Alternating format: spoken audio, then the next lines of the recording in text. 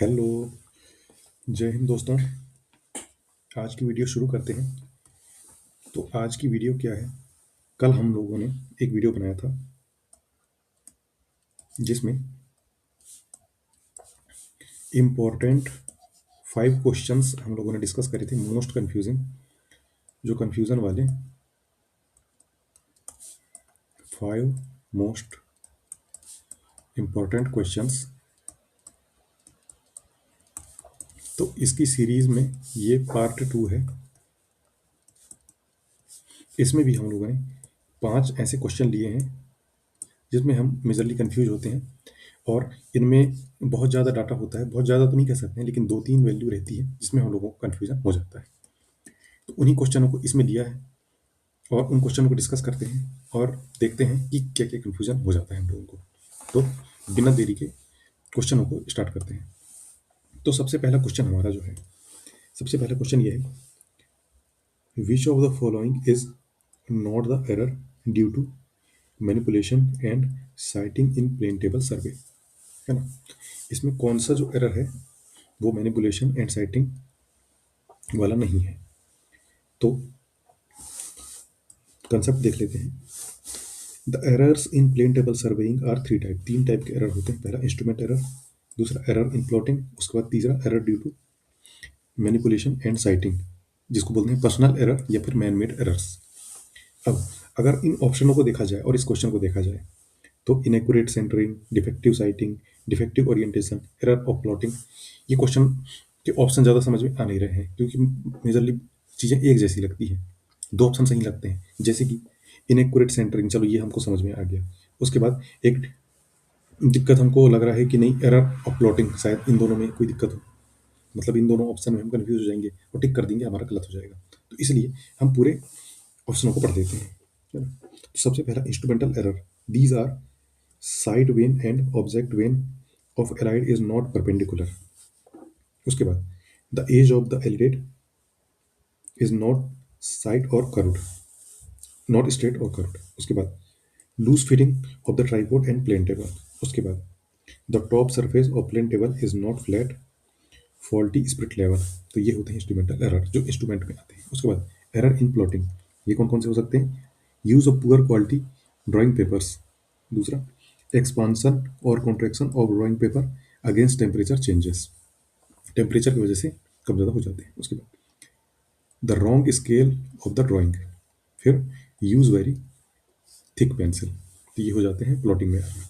उसके बाद जो मैन मेड एरर है, इम्प्रॉपर क्लैंपिंग ऑफ ट्राइपॉड। उसके बाद the drawing sheet of plane table is not firmly fixed. उसके बाद centering error, the plane table is not exactly over the ground point.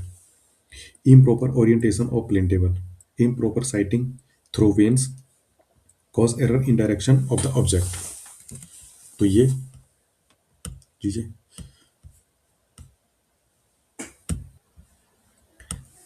हमको plane table error में दिख गई। अब कौन सा सही ऑप्शन हो सकता है? जैसे कि सेंटरिंग एरर, तो इनएक्यूरेट सेंटरिंग, ये इसका करेक्ट आंसर हो जाएगा। इसमें जैसे एरर ऑफ प्लॉटिंग भी हमको लग रहा था कि नहीं, एरर ऑफ प्लॉटिंग हो सकता है, लेकिन एरर ऑफ प्लॉटिंग तो टाइप ही है, इसके अंदर आते हैं बहुत सारे, है ना। उसके बाद डिफेक्टिव साइटिंग, तो डिफेक्टिव साइटिंग तो ये इंस्ट्रूमेंट एरर हो गया। डिफेक्टिव ओरिएंटेशन तो ये भी इंस्ट्रूमेंट का हो गया। Error of plotting, error of plotting तो प्लॉटिंग एरर ही है। तो इस तरीके से हमको जब सारी चीज़ें पता रहेंगी तो हम ऑप्शन खड़ाक से क्लिक कर देंगे और आगे बढ़ जाएंगे। उसके बाद अब बात करते हैं दूसरे क्वेश्चन की। तो consider the below statement with respect to type of bearing capacity failures of soil and identify the correct answer, है ना। जो बियरिंग फेल्यूर जो हमारे होते हैं तो उनको पढ़ना है और करेक्ट ऑप्शन हमको सेलेक्ट करना है। General shear failure has a well defined failure surface reaching up to ground surface, पहला स्टेटमेंट। दूसरा statement, local shear failure is sudden and associated with tilting of footing. तो ये तो ऑप्शन हमने देख लिया, अब पढ़ लेते हैं इनके एक्सप्लेनेशन। तो मोड ऑफ फेलियर, ये 3 टाइप के फेलियर होते हैं। पहला होता है जनरल शेयर फेलियर, दूसरा पंचिंग शेयर फेलियर और तीसरा लोकल शेयर फेलियर। अब इसमें जनरल और लोकल की बात करिए तो सबसे पहले जनरल शेयर फेलियर को देख लेते हैं। This type of failure seen in dense and stiff soil, the following are some characteristic of general shear failure. सबसे पहले कंटिन्यूस फेल्योर होता है, well defined and district failure, surface develops between the edge of footing and ground surface, edge of footing और ground surface में होता है। अब ये जनरल शेयर फेल्योर के बारे में क्या बोल रहा है, general shear failure is well defined surface, is well defined surface, यहाँ पे लिखा हुआ वेल डिफाइंड, ठीक है।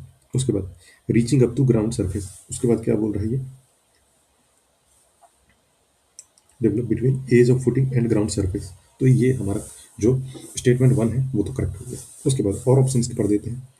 डेंस और stiff soil that undergoes the low compressibility experience in this failure, continuous bulging of shear failure ascent from footing is visible. Failure is accompanied by tilting of footing. उसके बाद failure is sudden and catastrophic and pronounced weak in curve. The length of disturbance beyond the edge of footing is large. State of plastic equilibrium is reached initially footing edge and spreads gradually downward and outward. General shear failure is accompanied by low strength less than 5% in a soil considerable greater than 36 degree and large value and is greater than 30 having high relative density। तो ये सब चीज़ें हमको याद रखने की जरूरत नहीं है, फालतू चीज़ें।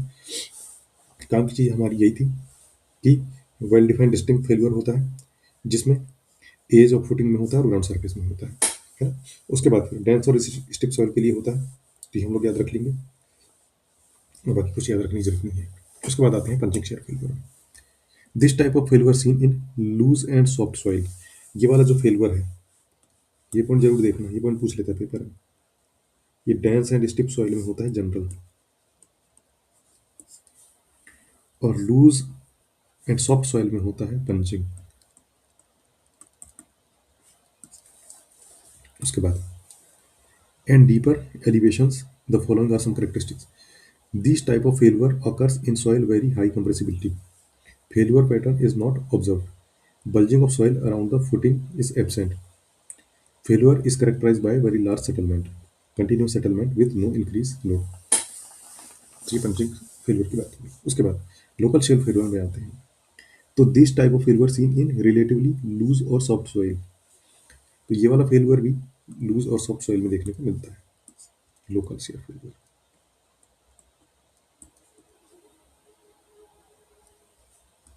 Local share failure, a significant compression of soil below the footing and potential development of plastic equilibrium observed। उसका failure is not sudden and this there is no tilting of footing। अब यहाँ पे क्या दिया हुआ था, local shear failure is sudden and associated with tilting of footing, लेकिन ये बोल रहा है कि no tilting, यानी कि स्टेटमेंट भी हो गया गलत, ये हो गया गलत। Failure surface does not reach the ground surface and side bulging soil around the footing observed। Failure surface is not well defined। Failure characterized by considerable settlement। उसके बाद ये सारी चीज़ दी है, ये गवर्नमेंट काम की है। तो इस तरीके से इसमें हम लोग काफ़ी सारे हमारे की पॉइंट जो है हम लोगों ने निकाल लिए। तो ये पॉइंट हमको याद रखना है, और इसमें भी हमको ये याद रखना है, failure is not sudden and there is no tilting of footing, याद रखना है। अब बढ़ते हैं आगे नए क्वेश्चन की तरफ। तो the design shear strength of concrete RCC beam does not depend on the, ये क्वेश्चन बहुत बार एसएससी जेई में पूछा गया है और बहुत सारे जेई लेवल के एग्जामों में, एई लेवल के एग्जाम में भी देखने को मिलता है। हमारे एई एमपीपीएससी का जो एग्जाम है इसमें भी ये क्वेश्चन आए हुए हैं। The design shear strength of concrete RCC beam does not depend, ये डिजाइन shear strength किस चीज़ पे डिपेंड नहीं करता है। तो सबसे पहले कंसेप्ट देख लेते हैं। The design shear strength of reinforced cement concrete किस किस पे डिपेंड करता है। सबसे पहले कैरेक्टरिस्टिक स्ट्रेंथ ऑफ कंक्रीट पे करता है और परसेंटेज ऑफ स्टील रीइंफोर्समेंट पे करता है। Whereas the maximum shear strength of reinforced cement concrete depend upon the grade of concrete only.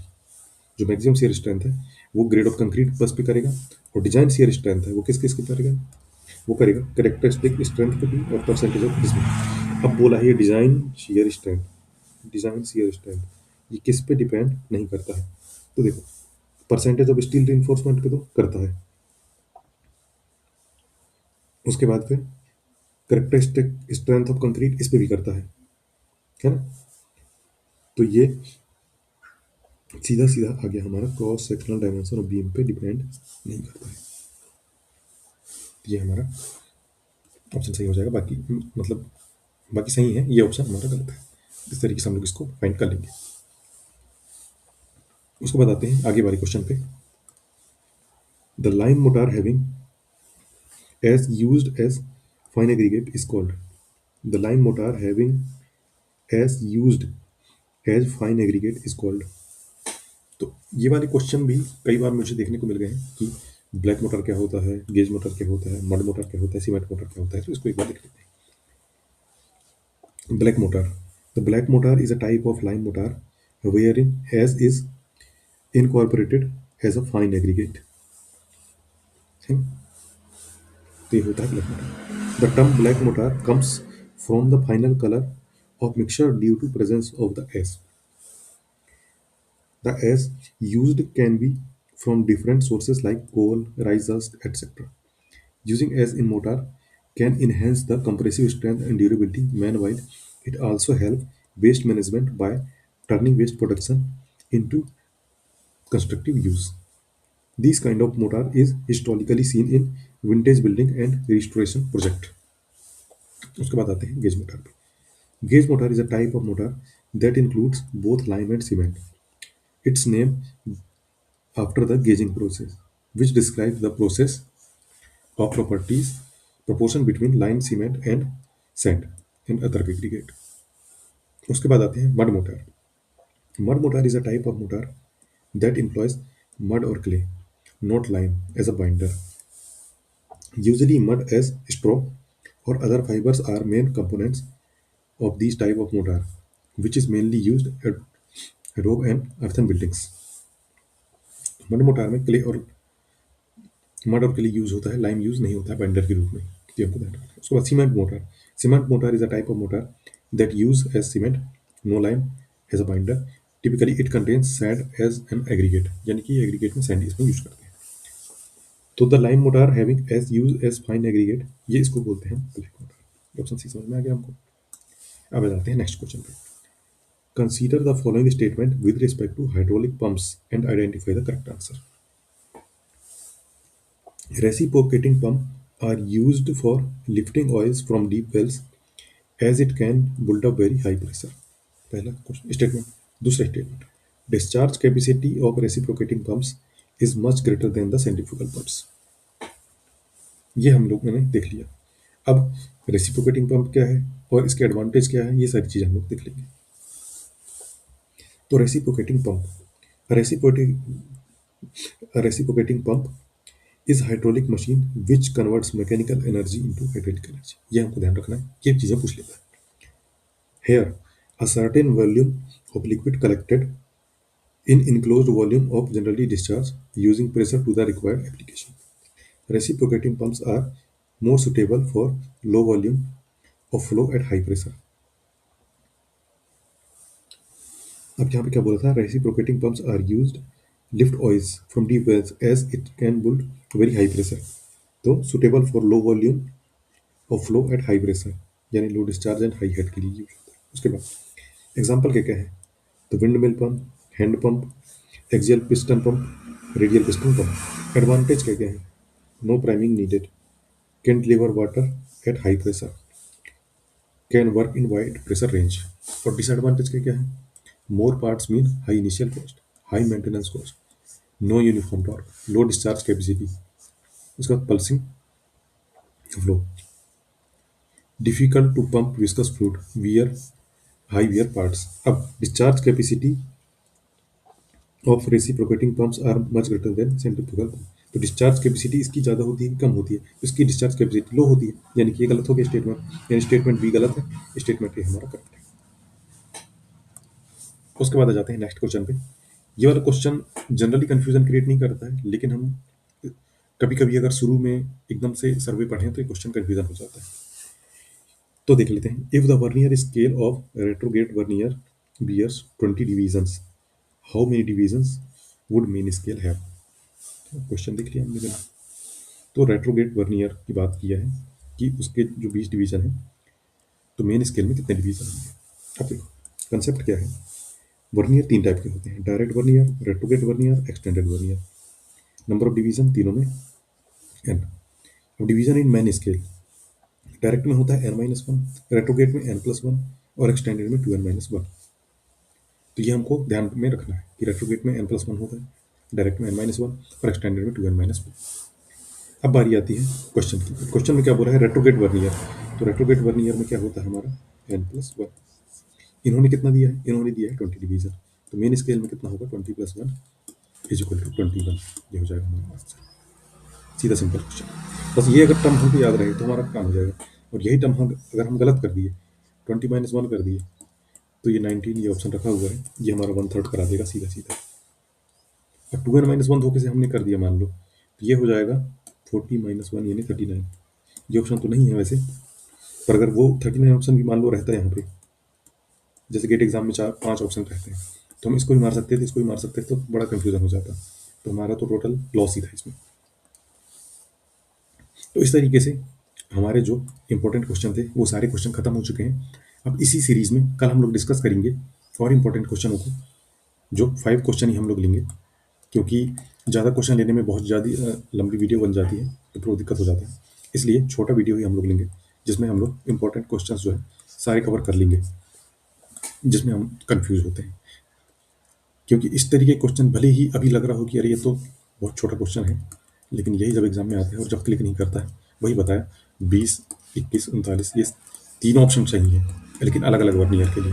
लेकिन अगर हमको याद नहीं रहेगा कि रेट्रोगेट में n-1 होता है, तो हम n+1 होता है, तो हम 21 के बजाय 20 ऑप्शन कर देंगे। तो इस तरीके से हमारा 1/3 नंबर सीधा सीधा जाएगा।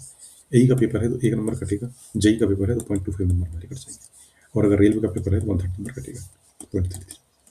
तो हमारा नुकसान ही है, क्योंकि आजकल बहुत ही कम एग्जाम है जिसमें नेगेटिव मार्किंग नहीं होती है, ज़्यादातर में नेगेटिव मार्किंग ही होती है। तो हमको सेफ गेम खेलना है, तो हाई एक्यूरेसी के साथ हमको चलना पड़ेगा। हाई एक्यूरेसी के साथ चलेंगे। अगर 10 क्वेश्चन अटेम्प्ट कर रहे हैं तो उसमें 2 क्वेश्चन गलत हों ज़्यादा से ज़्यादा, और कम से कम 1 क्वेश्चन गलत हो, और कोशिश करो कि 10 में 10 बाई सही होना चाहिए। तो इस तरीके से ये होती है हाई एक्यूरेसी। इस तरीके का नहीं कि हम 10 क्वेश्चन सही कर रहे हैं, 5 क्वेश्चन गलत कर दिए, तो हमारे वैसे ही नंबर बहुत सारे कट जाएंगे, 2.5 नंबर वैसे कट जाएंगे, तो वो हमारे बहुत कम नंबर आ जाएंगे, कोई मतलब का नहीं निकलेगा, तो वो तुक्के मारने जैसा ही काम रह जाएगा, तो वो हमको नहीं करना है। इसी तरीके से इस सीरीज में पार्ट 3 हम लोग देखेंगे, जिसमें और क्वेश्चनों को हम लोग डिस्कस करेंगे और उनके कंसेप्ट भी हम लोग डिस्कस करेंगे। तो जुड़े रहिए, चैनल को सब्सक्राइब करें, लाइक करें, शेयर जरूर करें। तो मिलेंगे नेक्स्ट पार्ट में। Okay, thank you.